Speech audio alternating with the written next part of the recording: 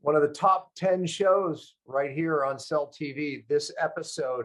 Why? Because I talk about the hidden sources of why you may not still feel well or be able to get well despite, and you can fill in the gaps, but this is how to test for these hidden toxic sources in the home. You're going to see actual live video of what this man found in my home. Some surprising things, by the way. Wait till you see.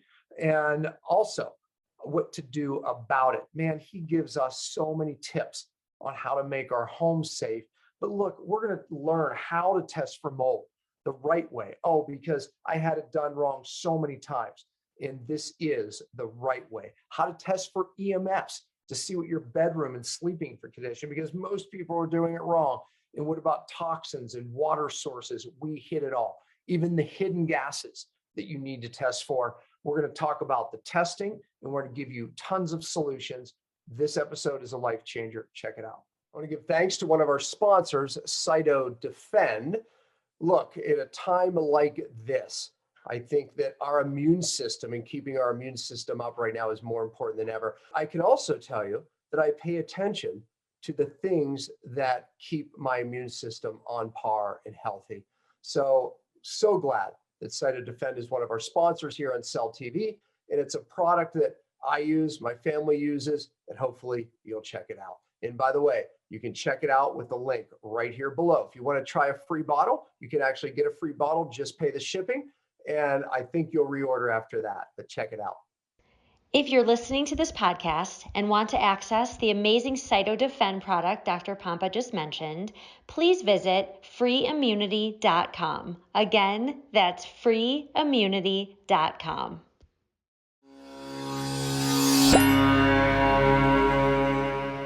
Hello, everyone. Welcome to Cellular Healing TV. I'm Ashley Smith, and today we welcome Ryan Blaser, an environmental toxicology expert, building biology consultant, and electromagnetic engineer. Ryan has been creating healthy environments for over 25 years, and he is here to speak about mold, air quality, toxic chemicals, water, EMF, sound, vibration, and lighting, and how a proper inspection of your home can change everything for you and your health. Check out our show notes on how you can be in touch with Ryan and his services. I cannot wait to hear more. This is long overdue. So let's get started and welcome Ryan Blaser and, of course, Dr. Pompa. Welcome, both of you. Thank you. Welcome. Well, Ryan, it feels a little weird welcoming you because you're in my basement. That's actually my basement Ryan's in right there. So, but we thought it would be better sitting next to each other at a computer that Ryan set up. But Ryan knows my home very intimately because Ryan spent a day in my home with doing multiple tests. Wait till you see the number of tests. He brought in cases of tests, which I'm going to show you a video of because I'm like, I have to videotape some of this because some of it you just have to see as he was doing it.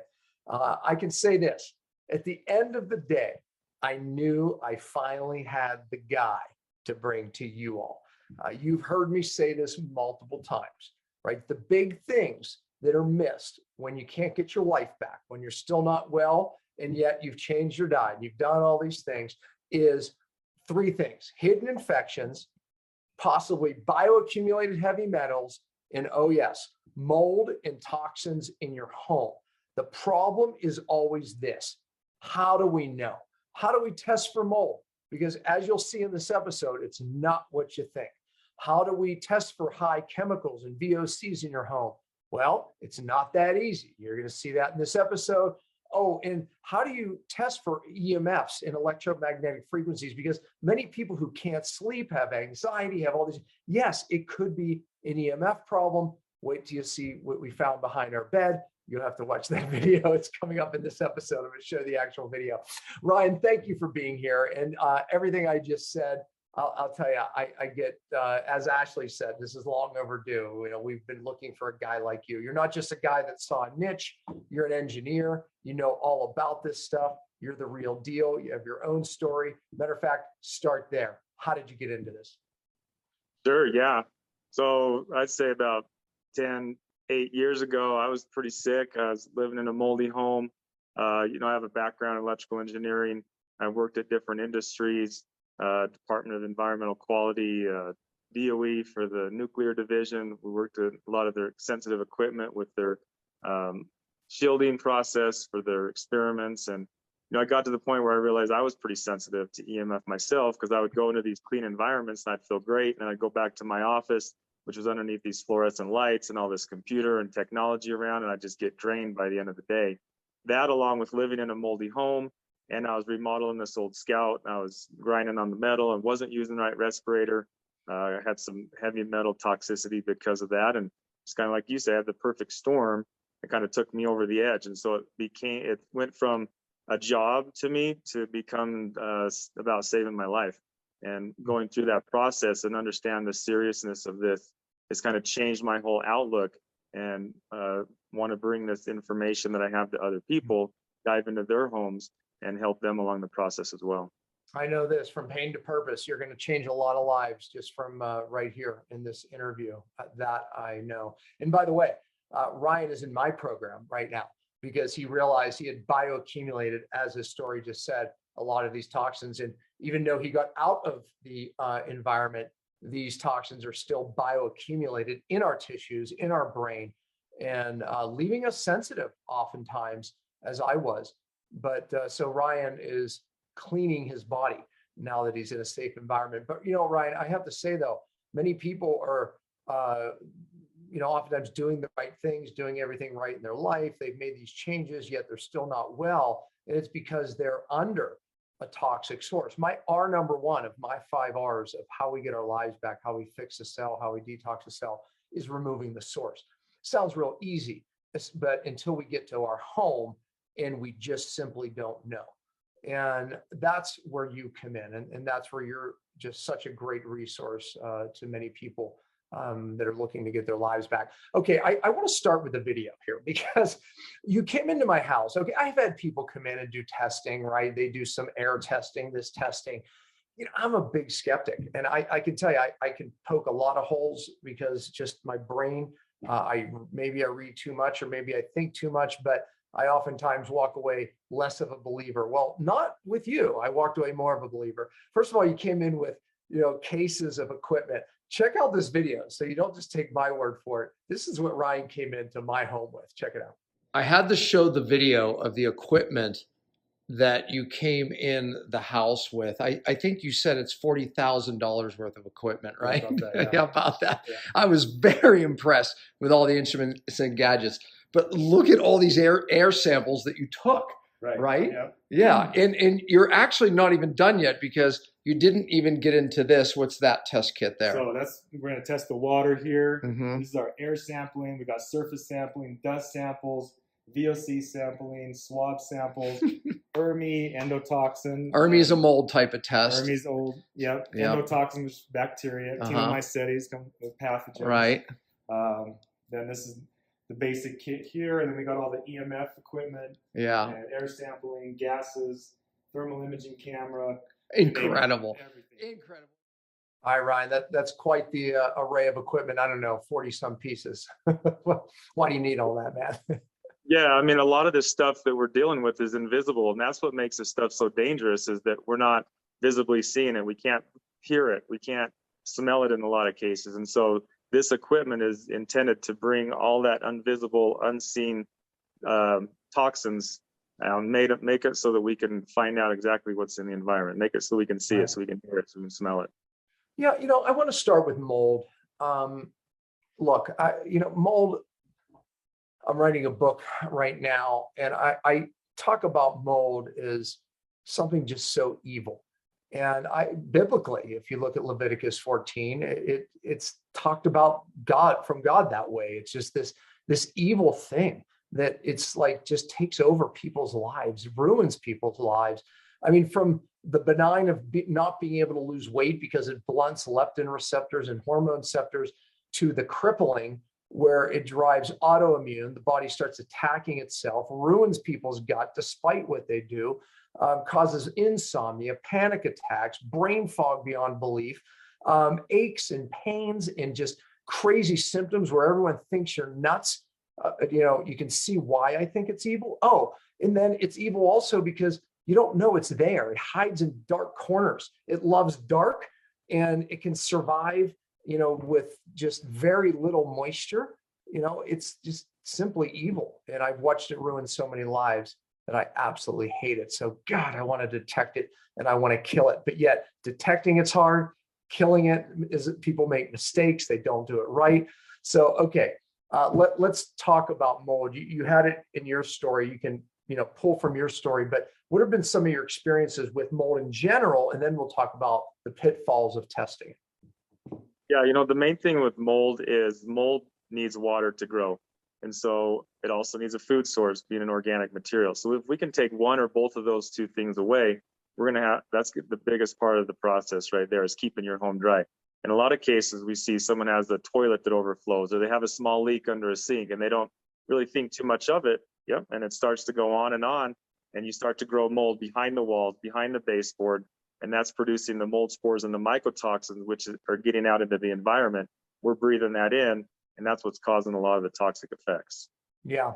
Yeah. I mean, I think that is the issue, is that, look, I mean, I can walk into environments and go, mold, right? But sometimes not every mold has the same smell. Some molds are easier to smell than others. Most mold, caution folks, you don't see. Typically the mold that is in your bathroom around the caulking or something isn't the mold that we're truly concerned about. There's something typically deeper and more evil, as I said. And when you call these companies, Ryan, because look, I've dealt with people sick from mold for many, many years. Most of them have had companies come out and they have brought the experts in. They typically put something in and they pull some air in, they go home, and typically it comes out clean. And I'm going, no way is that clean. So where are some of the pitfalls with this? Yeah, so typically, 80% of people that come out as the mold inspectors, they're going to come out with an air sample. They're going to set it up in your room.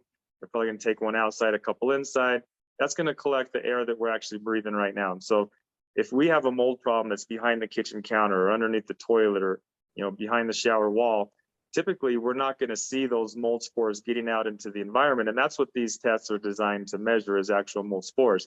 And the mycotoxins that are coming out, that are being released, are one of the biggest things that are causing these health issues. There's over 15 different types of testing that we can do. All of them have their different purposes. You got the EMRS that tests the dust throughout your house, which is going to give you more of a historical viewpoint of what's going on. Okay, so that's one of the tests you ran in my house, and you do in every house. EMRS, you're collecting dust from different areas, which gives you a historic overview of what's in the home, or been in the home, I should say. Right, exactly.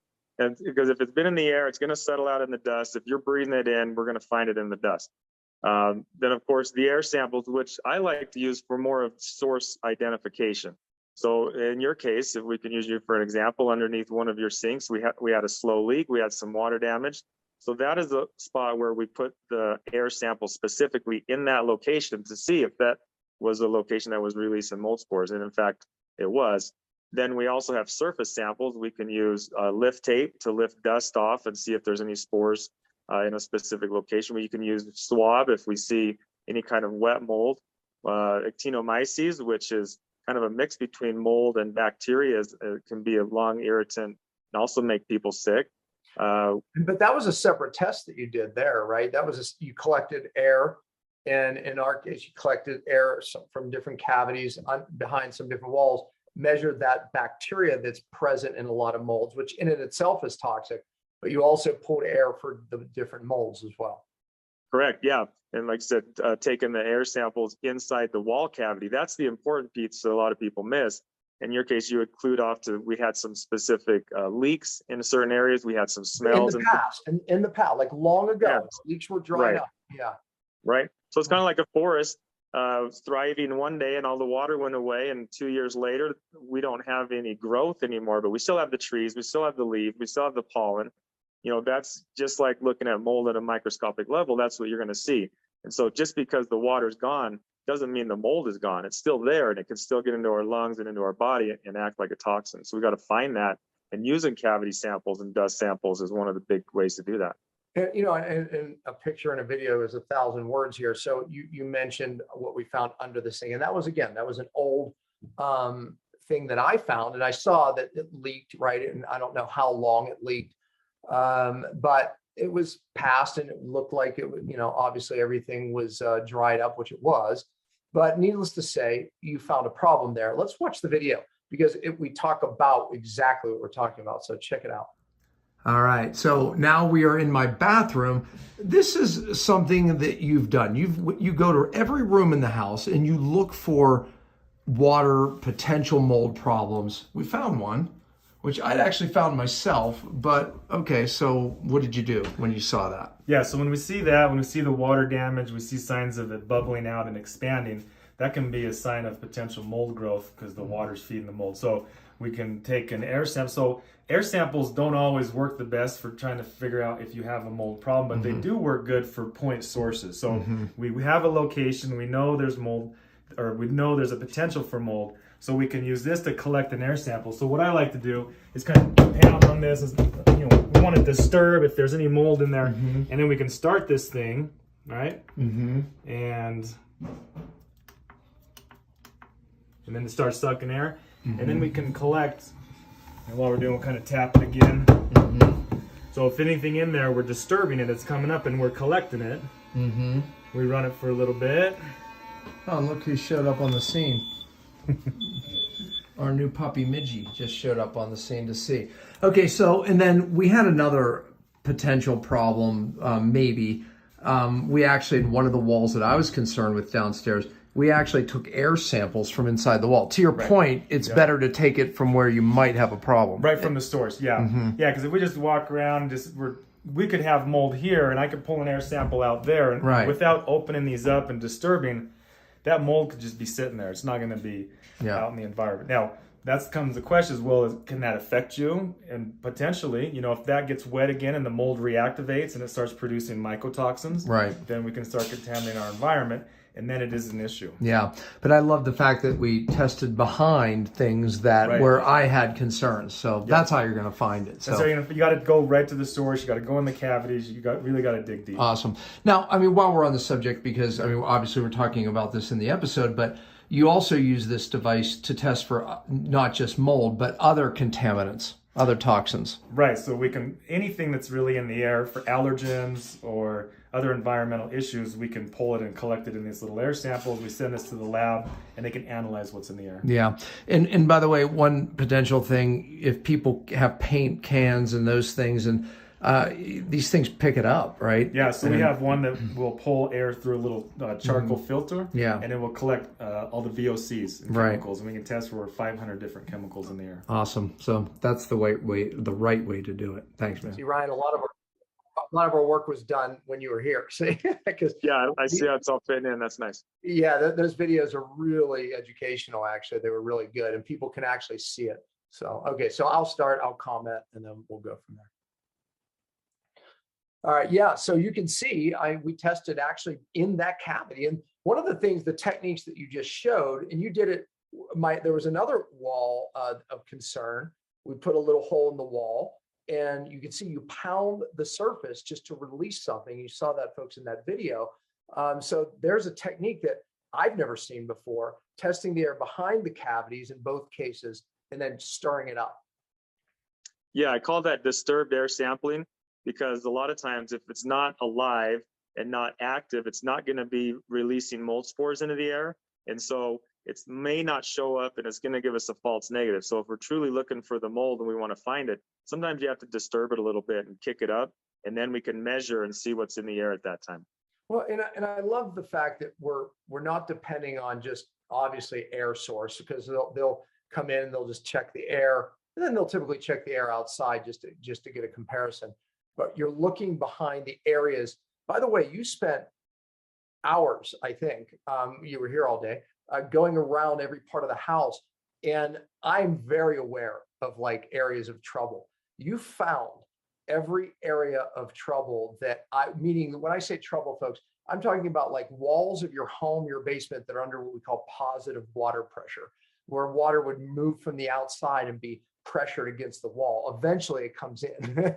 You know, I don't care how good the foundation is, it finds its way in. But, you know, so I knew those areas, and you found those areas as well. And you investigated those areas with moisture meters, different things for that very reason. And then the walls of suspicion, you actually tested behind them to make sure there wasn't mold.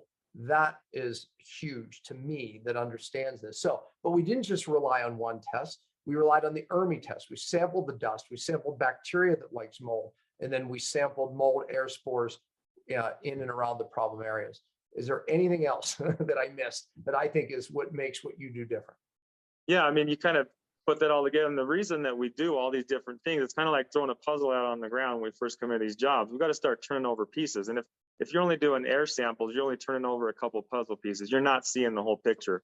And so by getting all of that data at the end of the day, along with the history of the home, we were able to paint the picture of what happened. We had a small leak in the kitchen at one point that ran through the wall, ran down this wall through the ceiling. We sampled. We saw that we did have mold there. In the past, it had gotten out into the room because we were able to sample it in the carpet and the dust in the outside room. It was no longer in the air, so that told us it was dormant. It was not wet in the walls, so we knew it was dormant mold, but we still had it in the dust. We still had mycotoxins in the house, which means we needed to, one, take care of the old dormant mold, get rid of it, and two, do somewhat of a micro clean throughout the house to get, because see, the mold, when it's growing, it's kind of like a factory in your home, putting off pollution. And so we have the isolated spot where the mold is. That's the first condition. Then the secondary conditions are going to be the mold spores and the mycotoxins that have gone through the whole home. And so by sampling at different locations away from the source, we can see how far it's traveled and how contaminated the home is. So at the end of the day, then we painted the complete picture. Then we know what to properly move forward in the remediation steps. Yeah, no, that's great. And, you know, we can target those areas with greater efficiency, you know, obviously that way. Now in the video, we see the very same machine that you pull some of these mold toxins through. We also can test VOCs, that's volatile organic compounds, meaning toxins in the home, whether it be formaldehyde or something else. I think I briefly mentioned paint cans because a lot of people have paint cans, they release so many different toxins and it goes throughout the home. I always say that as an example of like how crazy certain toxic sources can be, and something that we think is just like, I would never have thought that. But anyway, the bottom line is you use that same device to pull in that air. And we had a lot of tests, just general air sampling. So yeah, correct. And, you know, it's funny, I did a job recently where the lady moved into a new home and she was very concerned about mold. So she bought a brand new home that she knew hadn't had any water leaks or any issues. And she moved in and she started getting sick, the headaches, the brain fog. And she's like, crap, here we go. I moved in the home, it's got mold. She called me up, can you come look? I got mold, I'm pretty sure of it. So I go in there, no mold, we're not really finding much, but what we were finding was high VOCs, the chemical off gases. So VOC is volatile organic compounds. That's chemicals that get released into the air, and then we breathe them in and our body treats it like a toxin. So in a brand new home, you're going to have a lot of chemical off gassing from the paint, from the flooring, from the cabinetry. And that's not to mention if you're bringing any toxic chemicals of your own in cleaning supplies, fragrances, Glade plugins, all that nasty stuff. One of the things that, well, you gave, while you were here, you give us some practical advice right away. One of which was a lot of these chemicals are brought in by shoes. And you said you can always tell the people who take off their shoes and the people who don't. Now, we're probably 50%ers where I never want to bother my guests to take off their shoes. And half the time I'm like, you know, running back for something because I'm always forgetting something and I don't take off my shoes. So, I mean, honestly, we're 50%ers and we've been better, you know, but still, I still catch myself doing it. The only difference now is I have great guilt when I don't do it. But anyway, so, but however, taking off your shoes, explain that. I mean, why is that such a big deal? Sure, yeah. And then you go fill up your car with gas and you step out and there's oil and petroleum and diesel. And then you go into the bathroom and there's E. coli and waste. And then there are toxic cleaning supplies on the floor. And then you go walk through the park and there's pesticides and herbicides. And then you walk into your home. All that stuff is on your shoes. And where does it go? Right on your carpet, right on your rugs. You track it right through your house. And I would say if you have little ones that are crawling on the floor, 100%, you should never wear your outside shoes. inside. In your case, you don't have a lot of little ones crawling on your floor, maybe not as critical, but still, like you mentioned, when we do air testing and air sampling, we can tell the homes that have no shoe policy because their homes are a lot less toxic. Yeah. Another tip that you gave us, and you can add on to more tips you have, but was the fan. I would say, like, not always do we turn the fan. What I'm talking about is the fan above your stove, right? We would use it if we were doing big cooking, but not necessarily all the time. But you said it makes a big difference because when you're using natural gas, that can even bring heavy metals in to your house, but also some of the cooked foods, and I'll let you explain. But my son asked you a very clever question: which is better then, natural gas or electric? And you actually went with the natural gas using the fan because the electric puts off a lot of EMS, which is a topic we're getting to. But go ahead, you can expand on that. Yeah, no, that's right. When they pull the natural gas out of the ground, they're not purifying. They don't run it through a purifier like we would our water. They refine it just enough so that it's natural gas. And depending on where it was mined, they could have radon and formaldehydes and lead and arsenic and all the nasty stuff we don't want. So if you're not using your hood every time and you're cooking and you're releasing those into the air, you're just breathing those right in. They're settling out into your dust, and eventually they're going to get inside your body. So it's really important that, that's the reason they have these fans is in the laundry room and bathrooms and kitchens, is these are pollution points that we need to evacuate the air out of those areas. Yeah, fans are really important. And I have to say, as far as mold, not mitigation, but just mitigation from the sense of preventing it, is fans are a huge thing. Bathroom fans, if they're broke, fix them. Make sure they're on every time. Make sure your kids have them on. Here's an untold one that I don't hear often, is letting especially in the summer when your HVAC is running, your air conditioning part of your HVAC, is keeping your fan running all the time. When it shuts off, moisture builds up on the coil, and that moisture buildup makes a moldy coil, and now you're blowing mycotoxins and mold spores through your home. So let your fan run all the time, and it dries the coil.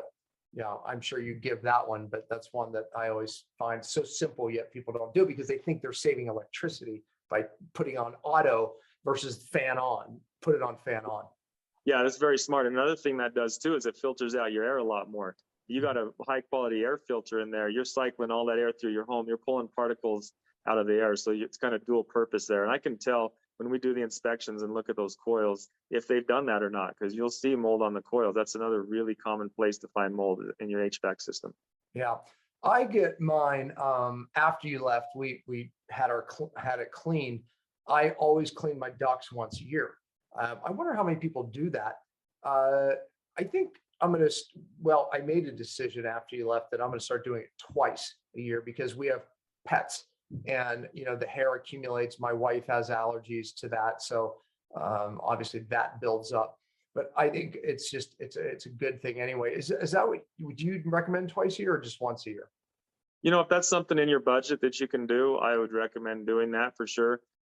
If not, definitely a deep clean once a year. I would certainly do that without a doubt.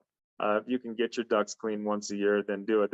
We find all kinds of nasty stuff in there, especially people that use poison traps where the mice will eat the poison or the pests, and they'll crawl into the ductwork because it's warm and it feels safe, and then they die. Now we have a decomposing poisonous animal in your duct system. So very, very important to keep those things clean. Wow. Okay. Yeah, that may have motivated people, but yeah, don't use that. Don't use that poison just in case. But yeah, you find some pretty amazing things in there. I remember when we moved into this house, we had it clean. The guy went in there with the camera, was like showing me things. I was like, what? Anyway, yeah. I was amazed, just like there was construction material in there, like literally they swept it in. He goes, no, that happens all the time. So the formaldehyde off the wood chips is just blowing right over it into your house. So, think about that. And formaldehyde is a big deal because, homes have it in the insulation and so many of the cabinets and pressed wood furniture they bring in, everything. Yeah. So water. I was surprised that you tested the water, which surprised in a good way because again, when you're talking about air and water, these are huge things that make people healthy or unhealthy. Mine tested very well, and you tested, I'm sure you'll do whatever that homeowner wants. I definitely wanted my water tested coming in from the city water, and then also through my filters. And my water tested actually very well, but I'm sure you find otherwise. Yeah, and one thing people don't think about is the shower and the bath. We can absorb just as much contaminants out of the water taking a nice hot shower or soaking in the bathtub, and that's one place that people don't think about. So they have the RO system and their sink, and they're drinking healthy water, but the bathing and the showering is also important to think about. I have a whole house system. That's why I wanted both tested, because I wanted to see what was happening to my city water, what I was showering, for that very reason.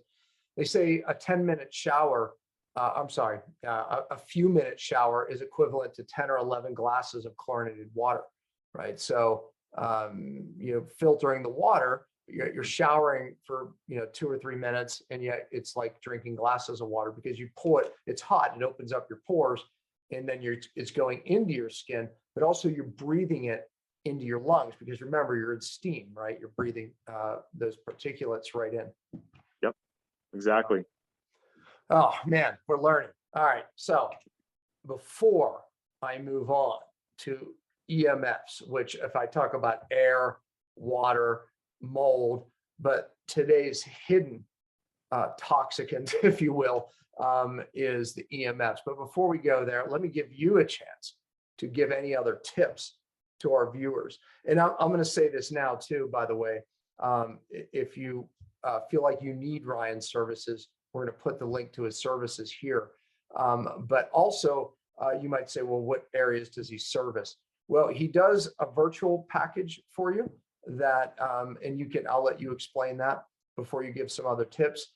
And then also, obviously, if you're in certain areas of the country, he will also come out, him or his team, someone on his team that he knows is an expert as well, and they will do what they did in my home. But go ahead, Ryan, you can expand on that. Yeah. So if you think you have an issue with your home, I always recommend leave your home for a while. If you have a cabin, or you can go camping and you can get out of your environment, that's really the best way to see if you have something immediate.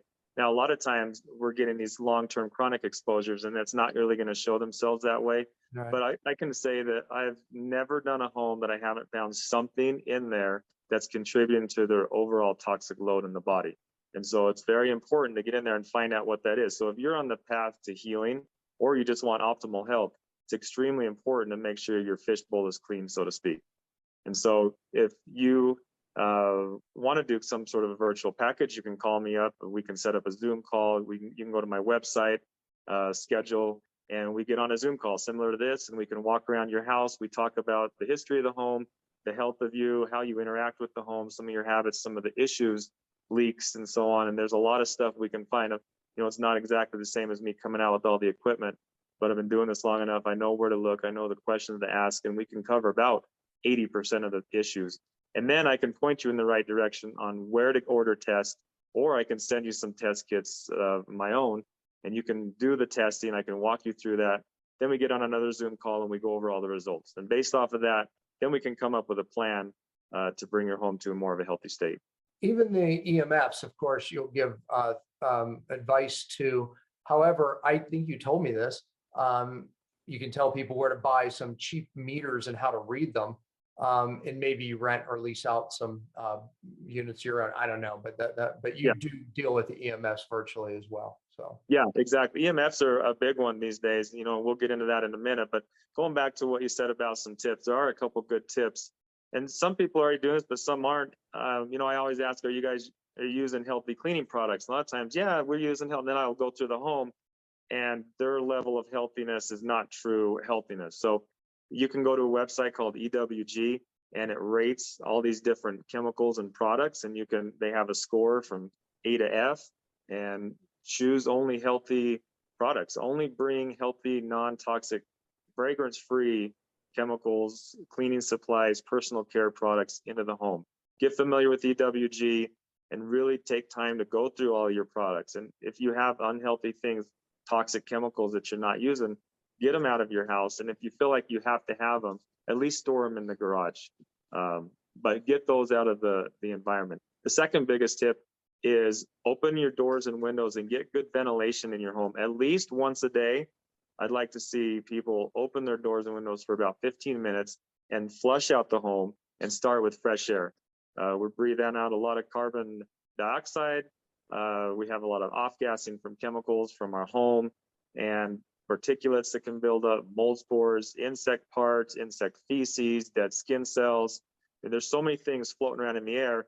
Simply opening up doors and windows, flushing that out, and starting with fresh air every day goes a long ways. Now, the only time I would recommend not doing that is during fire season, or if you look out the window, if you live in an inner city and it's really polluted that day, maybe skip it and do some air filtration. But for the most part, get some fresh air in your home. That really is the solution to a lot of issues. Yeah, I'm glad you said that. That's my biggest one. Even in the winter here in Park City, at night, we sleep with our window cracked. Number one, you sleep better and cool, right? So it drops the temperature in the bedroom, obviously. But number two, you're bringing fresh air in, which is huge. When I lived back in Pittsburgh, we had an energy return ventilator. I mean, here, we in the summer, we just keep our windows open pretty much all summer. I didn't put it in this house.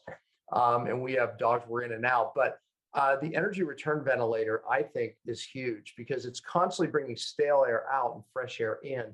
It helps prevent mold, and it also is fresh air. It's bringing clean air, like you said. And some of them are equipped with filters. So on those more toxic days, you're filtering the air. Do you like those pieces of equipment? Man, when I go test homes with those things, the air quality is so much better. Yeah. You know, the heat recovery ventilators, the energy recovery ERVs, those things are amazing. I would highly recommend. So there's HRVs and ERVs. Some are better for winter or colder climates. Some are better for more humid climates. Explain that a little bit and these things can run anywhere from $500 to $3,000 depending on the size of your home. Am I pretty accurate there? Yep. And heat recovery HRV is typically for cold climates because we're trying to recover the heat out of the air. Energy recovery ventilators are more for moist climates, humid climates. They're better at taking the moisture out of the air as well as filtering them in. And there's two different ways to install them. If you are building from ground up, you can install it as a standalone system where you have vents in all of the room, like the laundry room, the bathroom, the kitchen, where it's pulling air out. And then you have fresh air coming into the bedrooms, the den, the nursery, the family room.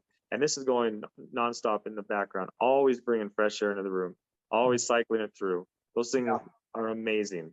Yeah, yes. they really are. You know, commercial, maybe every state's different, you can tell me, but I know commercial buildings, sometimes those are by law because it changes the air, obviously. But in homes, they should have to put these things in, especially with new construction. They don't, but it is a game changer. I like it.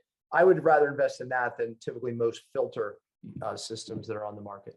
100%. Yep. When people ask what filtration system should they get, I tell them get an HRV if you can afford it. 100% every time. Bingo. Yeah, great. And you can add them, like you said, obviously, if you do it from new construction, you can add it, where it pulls air from every room. But like I've added them to my house where it's just pulling from the central big area, and it's one thing, and they can easily be installed to an existing home. So, okay, all right, let's go into the EMFs. Probably undervalued, maybe. People don't even understand this. We can understand water, we can understand air, we can understand mold, but yet electromagnetic fields, what are we talking about here? I mean, what is the danger, and then we'll get into measuring it. Yeah, EMF is probably my favorite. That's my background. My schooling is in electromagnetic engineering, and it's some of the most controversial. And, I go into people's homes and typically one person's on board, usually the female in the relationship, and then the male, a lot of times he's not on board because it's a lot of the technology we're talking about. On my end too. Yeah, it's pretty typical. Unless the guy's sick and gone through it, then he's willing to listen. Yeah. But, when we talk about EMF, we're actually talking about three different things. We're talking about the electric field, which comes off of the electricity and the electrical wiring in the homes. That's the E. And then the M is the magnetic energy, the magnetic field, which comes from alternating currents, from motors, from appliances, the high voltage power lines. And those can be some of the most dangerous because they have a physical interaction with the body. Our iron has blood in it, and we have heavy metals in our bodies. Some people have extra heavy metals, and that can physically vibrate and interact with the magnetic field. Just like if you had a handful of nails and a magnet, it's going to attract. And if you change polarity, it's going to push away. And we get this vibration motion going in our body. And that's where a lot of the root inflammation, tumors, and cancers can come from. So I like to see those levels really low. I can tell you, I mean, I had so much mercury in my brain, and many people still have metal in their mouth. You literally act as a conductor for these frequencies. And yeah. I was so sensitive. But here's the problem. It took me years to realize it until I would be sitting, at my computer for hours, and I would be like, just absolutely just irritable, brain fog, wondering what's going on. And it took me a while to figure it out. This whole environment's wired in. And I did that because if I sit here 8 hours, I'm out of my mind. This desk used to be against that wall. And Ryan, if you remember, that's where all of our electricity comes in the house. And I was sitting there, and by the end of the day, I'm done. I was just exhausted. I was getting headaches, which I don't get. And finally, I figured it out. I spun my desk this way. First of all, I measured it. I took, here it is right here. So I took this unit.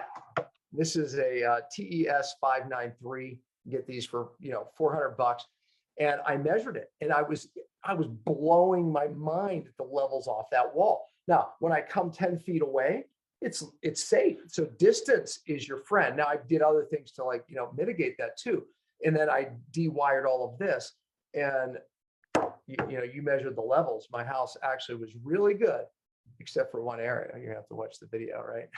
But one of the things I was impressed with is that you measured the area outside, because some people are getting massive exposures from outside sources. So you went outside, you measured it. The other cool thing that you did, you turned all the electric off in the house. You did measurements, recorded them, turned it back on to where we live our life, and then you remeasured it. And you were able to show me the difference, which I thought was brilliant as well. So. Yeah, because we want to get a baseline. We want to see what the environment outside your house is doing, because a lot of times if those levels are high, there's not a whole lot you can do with it, especially if it's the magnetic energy. Magnetic energy is very, very difficult to block, but it also kind of shows you what you could be living in versus what you're doing to yourself. A lot of times people call me, they're so worried about the 5G tower down on the corner. And then I walk into their home and they have their Wi-Fi router on their desk, and they got their cell phone in their pocket, and they got their Bluetooth speakers in their ears. And so the exposure that they're bringing into their home is exponentially greater than the 5G tower down the road. And yes, that thing is dangerous, but that's not their biggest concern. It's what they're doing to themselves. And so when we can take both readings, then we can show this is what the environment's doing to you, and this is what you are doing to yourself. By the way, an engineer was out at our house, right? And he was, very, very skeptical of the whole thing. But then he wasn't, because he had his own incident. He drove for hours and hours. He would take his cell phone and he would put it on his lap when he drove, because he spent his time, it was like his office, right? And on his lap it went, and he developed a cancerous tumor right where his cell phone is. One of my good friends, he put his cell phone right here, and he developed a tumor in his lung right on that side, had to get that lung. So those two guys are big believers in the dangers of EMF. Many people, when I see kids with them in their back pockets, in their butt, girls right here where their ovaries are, right here where their breasts are, I cringe. Right here, my children, you will never see them except on their voice. They don't ever put it to their head, because I showed them the difference. I showed them what that does. The difference here versus here is a world of difference when you're on speakerphone. You'll never see me not on speakerphone. If this thing's on my body for more than 30 seconds, it's on airplane mode, or it's set away from my body. Keep these things off your body. Believe me, like you said, we're worried about a lot of things. These are things we can just mitigate right now.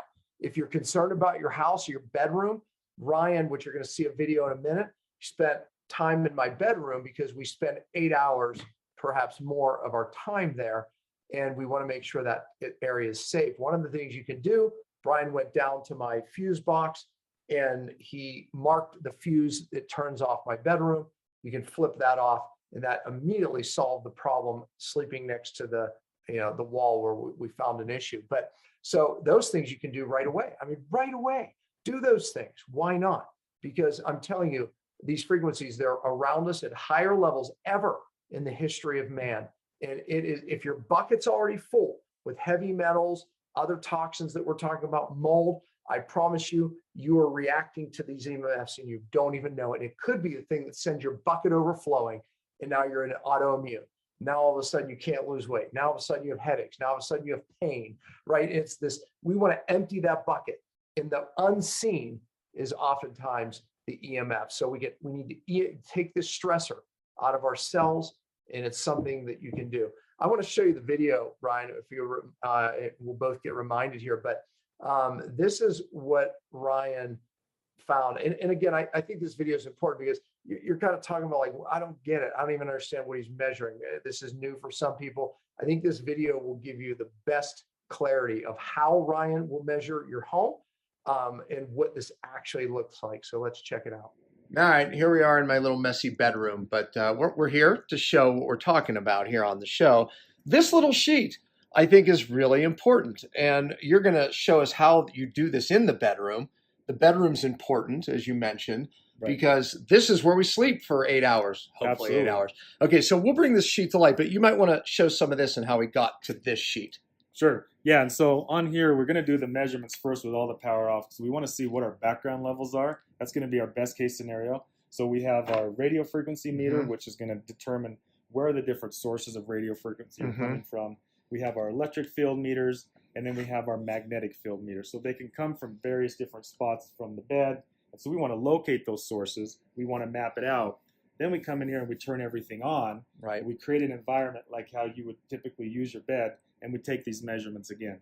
And so the magnetic readings are going to go on here, the electric readings, and the radio frequency readings. And that's going to give us an idea of what's our background, and then what are we introducing into the environment that's affecting our health. Okay, yeah. So all these lights were off when you took the first measurements. And and how did this room turn out? It was amazing. With the background levels here were great. Okay. Really good. However, we turned all of these things back on, and there seems to be more of a problem on my wife's side of the bed. Thank God. No, I just got hate mail over that one. But there might be a wire behind the wall that is actually causing that. Yep. And you picked it up by a couple of the meters here. That's right. And so a lot of times we think about the stuff that's plugged Never in. Show them that. Put that on that wall. Yeah. So we got this meter here. We're reading electric and magnetic, but we're going to set it to electric. And so as we get closer here to the wall, this goes up pretty good. So we're at about 20, and we want to be less than 1 if we can. That's ideal.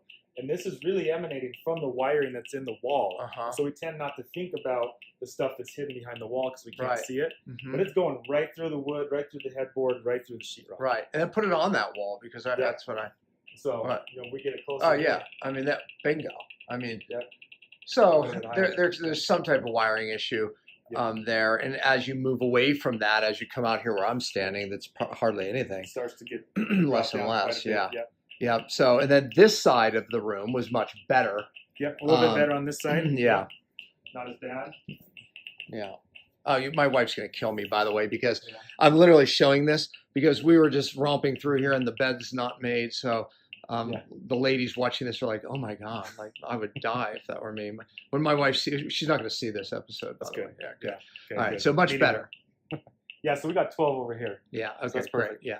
All right. So, I mean, and just now let's bring it into this, because this means something, and just quickly point out that that's kind of the schematic of the bed there and what's going on. Right. So we kind of got the layout of the bed. We got the headboard, and we got where the feet in the middle, and then we got your side, her side, and then in the middle where your pet's probably come. Right. And then we have the different, basically each device measured this row.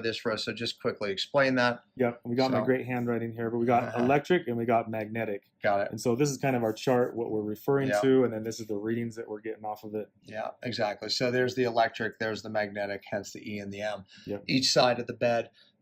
So What does all this mean? Well, I better solve the problem. Hey, the easiest, I could bring an electrician and I could try to look at the wall, inside the wall. But because it's not that bad in the day and I'm not in here during the day, the answer?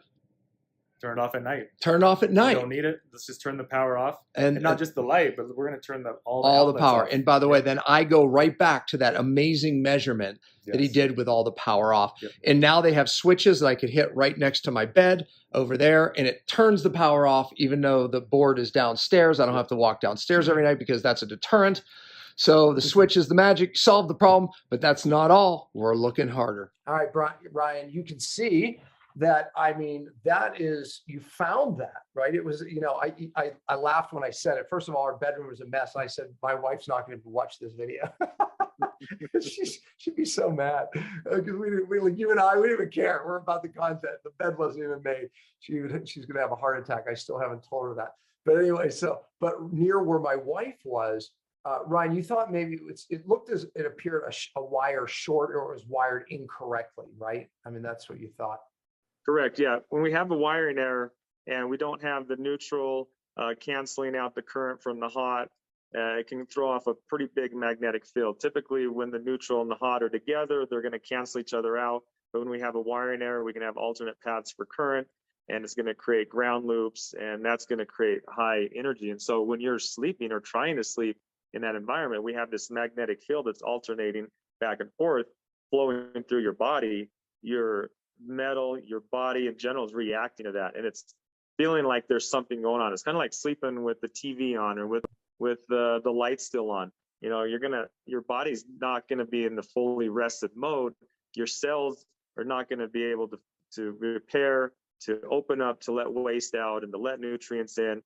Your body's going to be more on guard. The cortisol levels up. It's that fight or flight mode because it can sense that. Now we don't have, you know, we can hear, we can see, we can smell. Our bodies have evolved on this planet with our 5 senses, but EMF in this unnatural state is new within the last 100 years, 120 years. And so our bodies don't have the capability to give us the check engine light to turn on, hey, something's going on.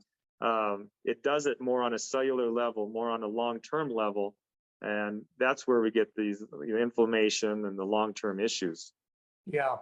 Yeah, no, exactly. And like you said, typically, again, you don't know, you don't see it, you don't smell it, right? So again, eventually I felt it, but even when I felt it, I didn't know what it was. I just thought I wasn't feeling good all of a sudden, right? I didn't correlate it to the fact that I was in this EMF field. I remember I was at a friend of mine's seminar and he had all this electronic equipment, right? And I went from like feeling normal, and all of a sudden I went back and I'm sitting back there amongst the equipment and I'm like, wait a minute, I don't feel well, right? It's like, and I had a feeling it was this. So I moved away from it and I was like, I started to feel better. And you know, the second half of the day, you know, I was so dang tempted to see if it would happen again. I just had to know. I moved back into the environment and within a short time I was brain fogged again, you know, but I did go through those little tests. One time I had my phone on, it was hotspot, right? And I was using it and I was using it on speaker, but it was still on hotspot. And and I was just brain fogged. I started getting irritable. So anyways, I eventually learned, right, that I definitely have a sensitivity to it.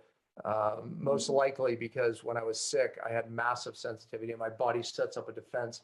But okay, so let's talk about you know, some of these. Okay, first of all, you can see on the video that you tested for the electric and the magnetic.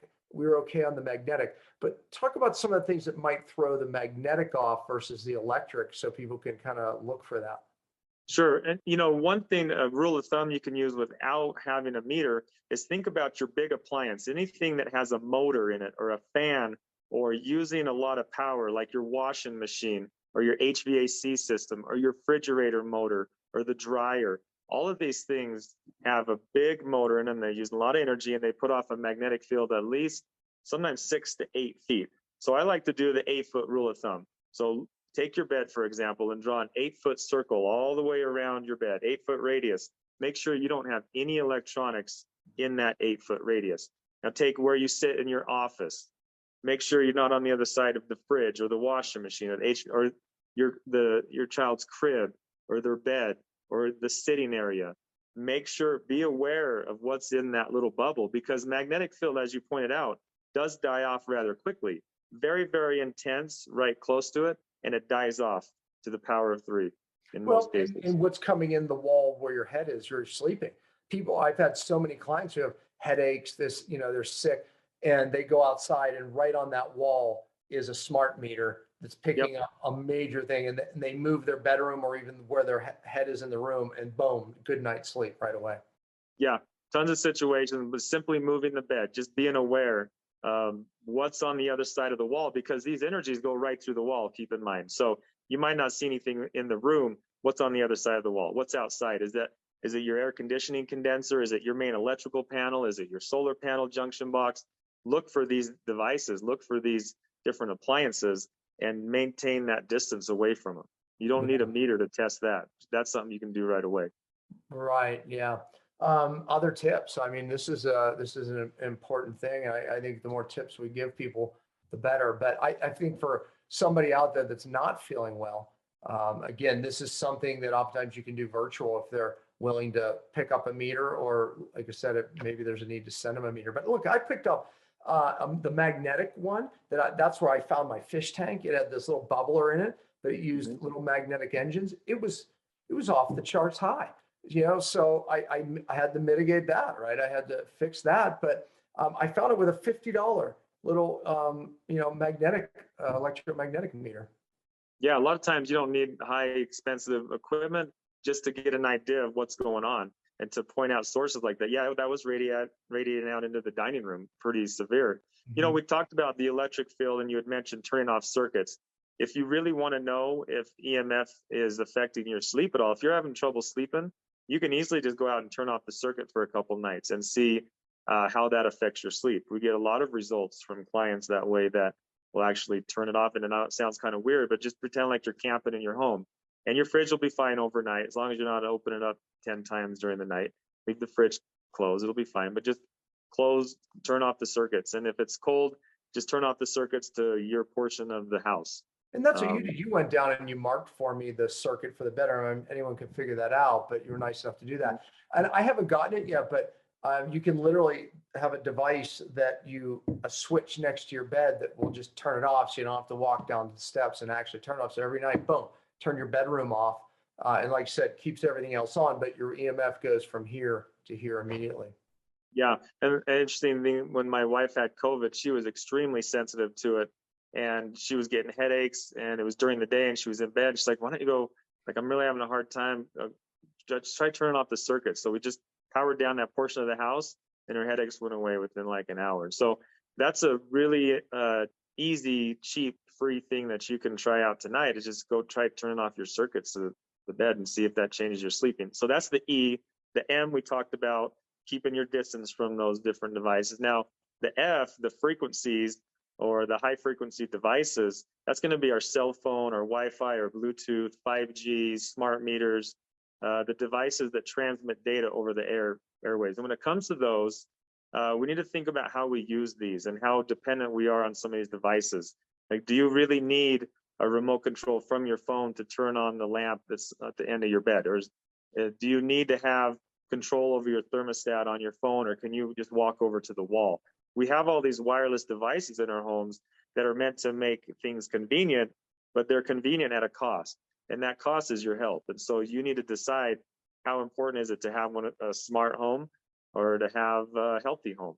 And in a lot of the cases, especially people probably watching this, it's more important to have a healthy home. And so that's when we got to power down these devices. But your bedroom, your workspace, you'll see this is my mouse. See that wire? That's a wire. Yeah, you don't see that much anymore. Matter of fact, people are like, why do you have a wired? I had a friend over. He's like, you have a wire on your mouse? I'm like, yeah, that was putting out some major EMF, right? I was able to measure it. That's why I like the investment of something like this, because I was able to pick it up. I'm like, where's it coming from? My computer was wired in. I couldn't figure it out. It was actually the darn mouse. So here's some unknowns. Baby monitors, please. Oh, please. bad.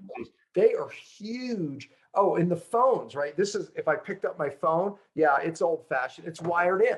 I mean, it's the cords there, it's plugged in, because again, I'm not going to sit here with a phone, and I need it for speakerphone for different reasons. But these remote phones, oh, forget it. When I walk into a hotel, I unplug the darn things and I put them at the furthest point of the room, because hotels typically have those phones. Yeah. Yeah. And I was impressed. I mean, I wouldn't expect anything less from you, but your office was very low EMF. You've done a lot of the work and a lot of the homework. And typically that's where EMF levels are the highest. You'll have your printer right there. You have your wireless mouse. You have your wireless keyboard. You have your laptop. And a lot of times people are installing their routers in the office. And so in which case you'll have your router. And then if you have a baby monitor, you're monitoring the baby, or you have a security system with the panel in there, you have all these things. That's usually a really hot spot. And then people go in there and they work. And then, like you say, they get irritable, they get headaches, they get brain fog. They need to go out and drink caffeine. They got to do all these other things to try to compensate. And they wonder why their body's breaking down. Right. Yeah. It's the hidden stress. All right. So, another thing that I actually did well is you measure the dirty electricity, and you measured that. You have a device that does that, but you were like, hey, you're spot on. But in and around my house, I have these little devices you plug in the walls, and it mitigates any dirty. Kind of explain that to people a little bit. Yeah, and don't get those confused with like harmonizers and things like that, because that's a whole different topic. We're talking about actual filters. I believe you have a combination. They're Green Wave or Stetzer filters. Yeah. Those are the two. Yeah. And those work good, but I always recommend going to the source. We're holistic in nature. We want to go to the source, and they come from dimmer switches. Dimmer switches are a big source of dirty electricity. LED lighting, fluorescent lighting, CFL lighting. If you have any of that, if you can transfer that over to incandescent light, old school incandescent lighting is smooth, it's easy on our eyes, it doesn't have a flicker rate, and it doesn't cause dirty electricity. And then the switch mode power supplies and things like that. But the caveat to these filters you're plugging is they do create a little magnetic field around them. So make sure that you're not plugging those in by the office, by the bed, by the couches, that we're putting those in places like the laundry room or the garage, that it's not going to affect the radio or the magnetic field levels. Yeah, great advice. Yeah, then the other look, the thing is like I said, I mean, a lot of the wiring is not insulated. I mean, when they build homes, you think that, oh yeah, it's good, but I mean, some real disasters oftentimes. I was away once, and you have a little plug-in thing just to make sure it's wired right, and the hotel wasn't. Actually, it failed the test, because you don't want to put it into the wall if it's wired incorrectly. So the point is just you would be surprised what you find with some dirty electricity. Yeah, be careful. And another thing, grounding is one thing that is a misconception. A lot of times I see people with grounding mats and grounding chairs, grounding beds. Grounding is great. Going outside, feet on the ground, walking on the beach is amazing. It's one of the best things you can do to neutralize the ions with the earth. But it's also one of the worst things you can do if you're in an electric field. And a lot of people don't realize this, is that if you ground yourself while you're next to electronics that are plugged in, you become the path back to earth. You are essentially making yourself a lightning rod, and these charged electrons from the electric field sees you as a path to get back to earth. And so if you're going to ground yourself indoors, you have to be away from the electric field. You have to turn the circuits off in your house. Otherwise, you're going to make the problem worse. You're going to make the current flow through your body. I did that. I got a grounding thing on my bed, and I wasn't sleeping because I'm more sensitive, right? And you'll get used to you're detoxing. I mean, everything. It was because I became the conductor, and my body just feels it. And it was not good. It was not good. So cautious. That was a good catch there. But so what are we missing? I mean, then we're talking about toxic homes, things we're missing. What would we miss? Another big one I see a lot that a lot of people don't think of is gas leaks. Small gas leak. And I've seen some chronic fatigue issues. People feel like, and in their words, like they're walking through mud.